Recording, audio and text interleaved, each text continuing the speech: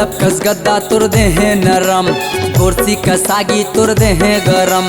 गल्लब कस गद्दा तुर दे हैं नरम, कुर्सी कसागी तुर दे हैं गरम। तो लका होगे बोल, तो लका होगे ना।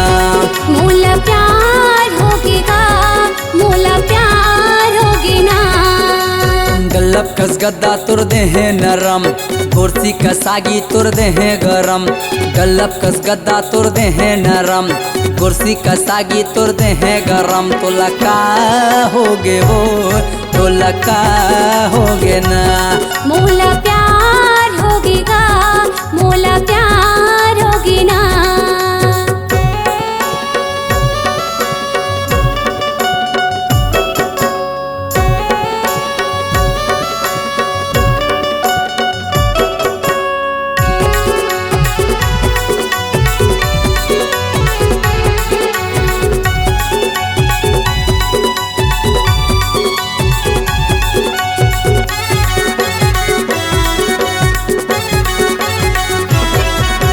मन मचले ललचाए दिल मोर छूले तो जानू कुंवर अंग तुर।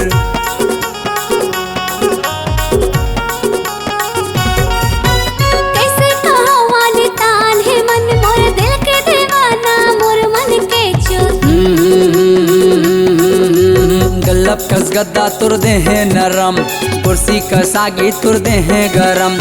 गल्लब कस गद्दा तुर दे हैं नरम, कुर्सी कसागी तुर दे हैं गरम। तो लका होगे वो, तो लका होगे ना। मोला प्यार होगेगा, मोला प्यार होगे ना।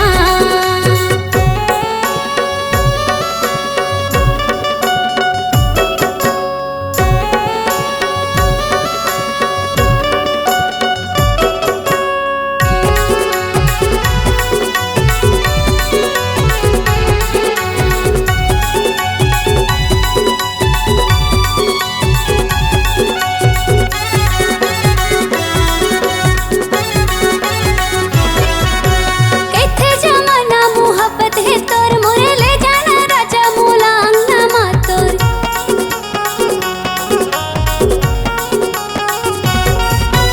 जमाना के बातें जमाना माँ छोड़, चलन दे स्वीट लव स्टोरी तोर मोर।